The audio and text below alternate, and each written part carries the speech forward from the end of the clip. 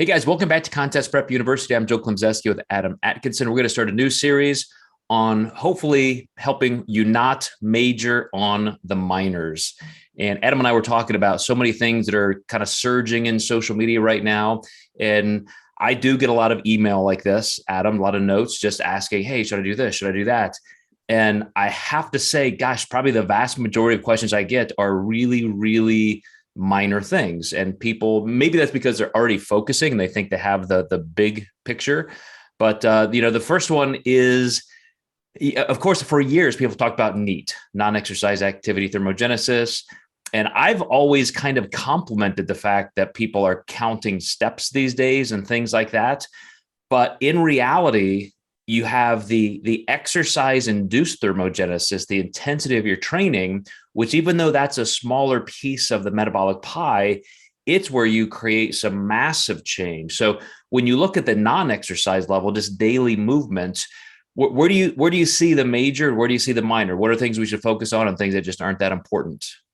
Well, the biggest thing's intensity. So even with these steps that people are counting, how much effort is behind each step, right? So that makes a big difference. And also, likely your step count's going to be the same every day. Where steps really get applied and applied well are when people are at the end of the prep and they actually might stop moving more to conserve energy.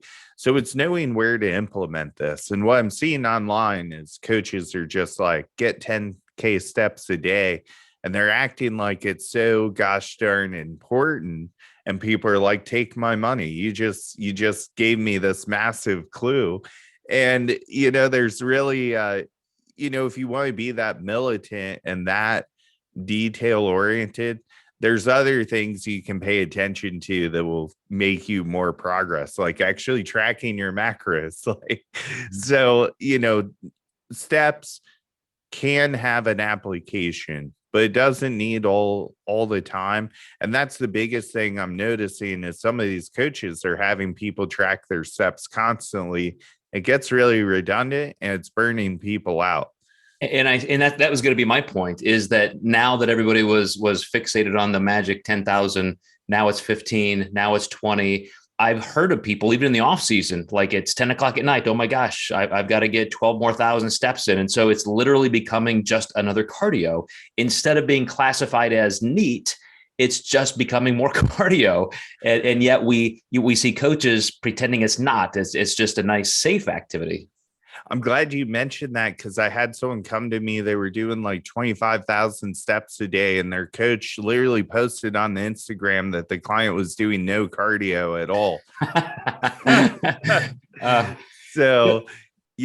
My point would be, because again, I love the fact that this has got people focused on just non-exercise activity. That's important, getting up and moving and so forth. But as you said, there's a time for that to be important. There's a way for it to be important, and there's a way that crosses a line, and it's just not really the biggest deal anymore. Yeah. Call it what it is, people. It's cardio at the end of the day. Yeah. And let's put it back into context. So the way I like to explain this to clients, and I seem to have been doing it a lot more lately because of this, you have your basal metabolic rate. So if you just almost look like a thermometer, like one of those graphics, and here's your entire total daily energy expenditure, basal metabolic rate is going to be what it is. I mean, there's not that much you can change besides your sleep and wake cycles and so forth. Then you have your NEAT, which is, something that we can control and fluctuate. But again, that exercise-induced thermogenesis, when you're actually creating that intensity you mentioned, Adam, even though it is the smallest portion of your day, it's a place where you can completely expand that gap.